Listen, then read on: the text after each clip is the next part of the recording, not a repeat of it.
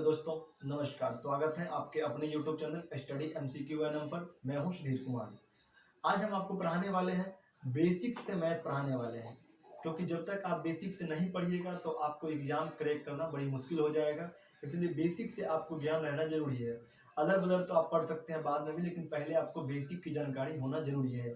इसलिए आज हम बेसिक से शुरू करेंगे। सबसे पहले हम पढ़ेंगे नंबर एंड नंबर सिस्टम, यानी संख्या पर आधारित प्रश्न।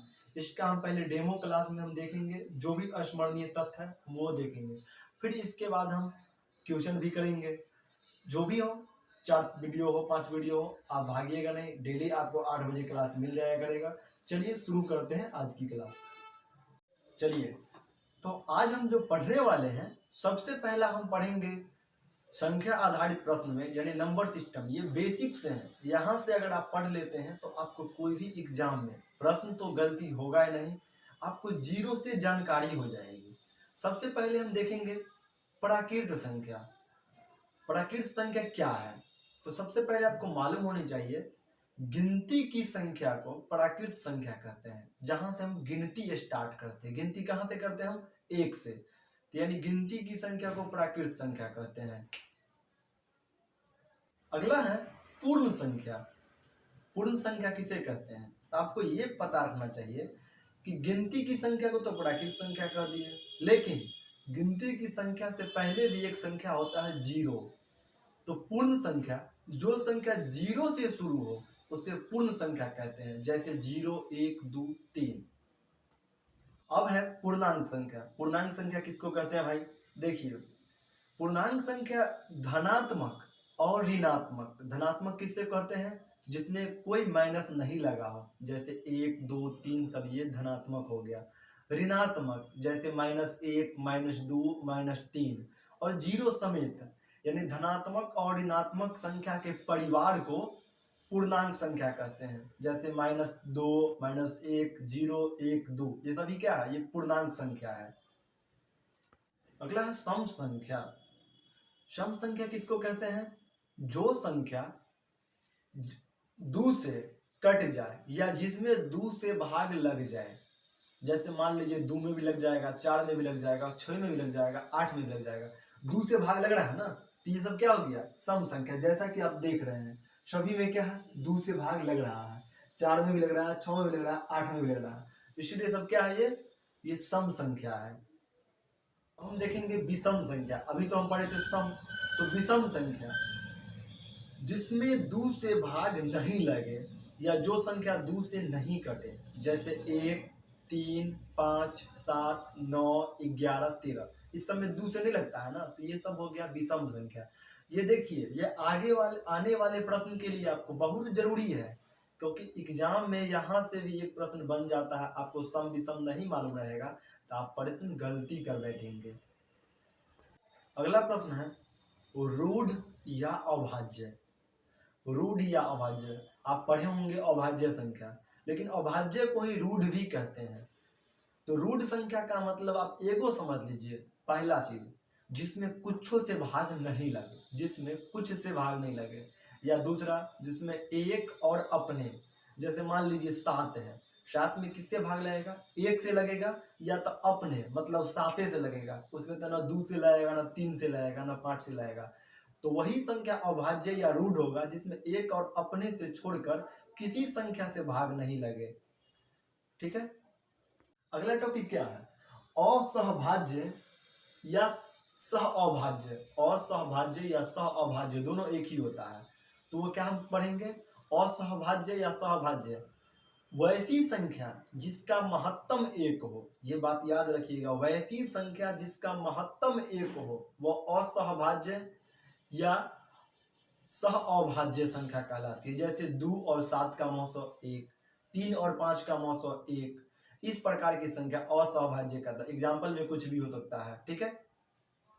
अगला है यौगिक संख्या या भाज्य।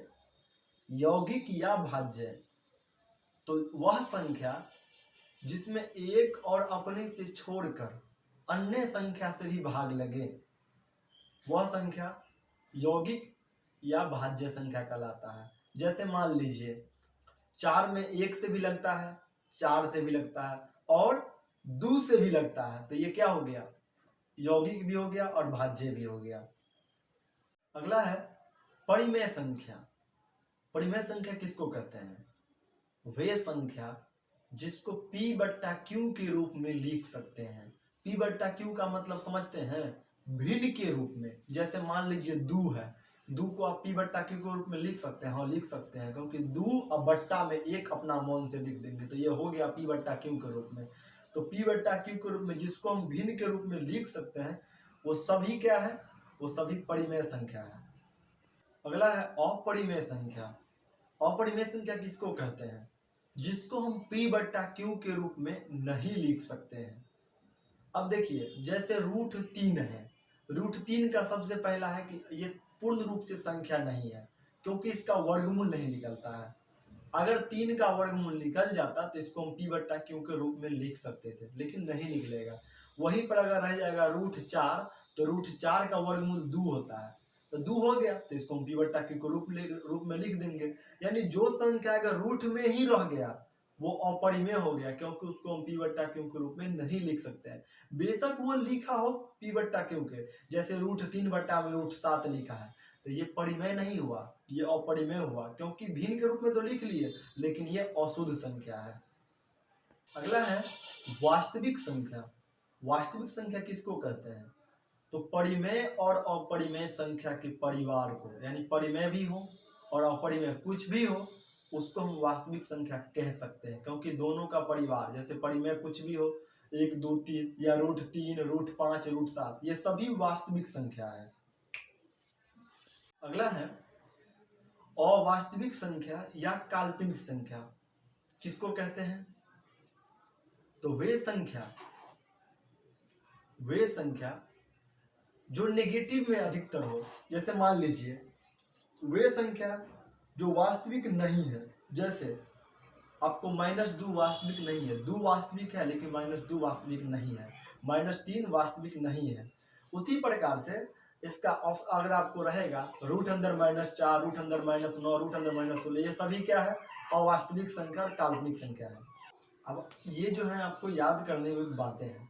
जैसे आपको अगर पूछ देगा कभी कि 1 से 25 तक अभाज्य संख्या कितने हैं, तो आपको इसकी संख्या हो जाएगी 9। अगर आपको पूछ दे 1 से 50 तक तो ये हो जाएगा 15। वहीं अगर पूछ दे अगर 1 से 100 तक तो ये हो जाएगा 25। अगर इसी में अगर आपको पूछ देता है 50 से लेकर के 100 तक, तो यहाँ कितना हो जाएगा, 25 में से 15 गया 10, क्योंकि 50 तक में 15 और 100 तक में 25, तो 25 में से 50 ये 15 घटा दीजिए तो बच गया 10। वही अगर आपको पूछ दे कि 25 से 50 तक के बीच अभाज्य संख्या, तो 6 गो, क्योंकि 15 में से 9 गया 6। ये भी एक बेसिक बातें हैं, आपको याद रखना है। जैसे एक अंकों की सबसे बड़ी संख्या 9। आप कहिएगा ये सब क्या पढ़ा रहे थे, याद है, लेकिन आपको याद रखना पड़ेगा। एक अंकों की सबसे छोटी संख्या 1, 2 अंकों की सबसे बड़ी संख्या 2 2 9 मतलब 99। अगर आपको पूछ दे कि 2 अंकों की सबसे छोटी संख्या तो 10। वहीं अगर आपको पूछ दे कि 3 अंकों की सबसे छोटी संख्या तो 100, यानी 1 और 2 को 0। अगर छोटी पूछे तो 1 दे करके, जितना पूछ रहा उससे 1 कम करके 0। जैसे 5 अंक का पूछेगा तो 1 दे करके 4 को 0। बड़ी पूछे तो 5 को 9 दे देना है, जितना बड़ी पूछे उतना 9 दे देना है। ये भी एक याद रखना है। अगर पूछ दे कि 1 अंक वाली संख्या कितनी होती है तो 9 गो, 2 अंक वाली संख्या कितनी होती है तो 90 गो होती है, क्योंकि 99 में से 9 गो घट जाएगा तो 90 बच गया। 3 अंक वाली संख्या फिर 990 हो जाएगा। वही अगर आपको एग्जाम्पल के तौर पर अगर पूछ दे कि 5 अंकों वाली संख्या कितनी हो जाएगी, तो 4 अंक घटा दीजिए 5 अंक में से, तो आपको बच जाएगा वो 9 पर 4 को 0, यानी 90,000। चलिए, तो आज की क्लास हम यही समाप्ति करते हैं। मिलेंगे अगली वीडियो में हम ट्यूशन लेकर के। इसमें हम बात किए जो भी स्मरणीय तथ्य था वो बात कर लिए। आपको वीडियो कैसा लगा कमेंट जरूर कीजिएगा।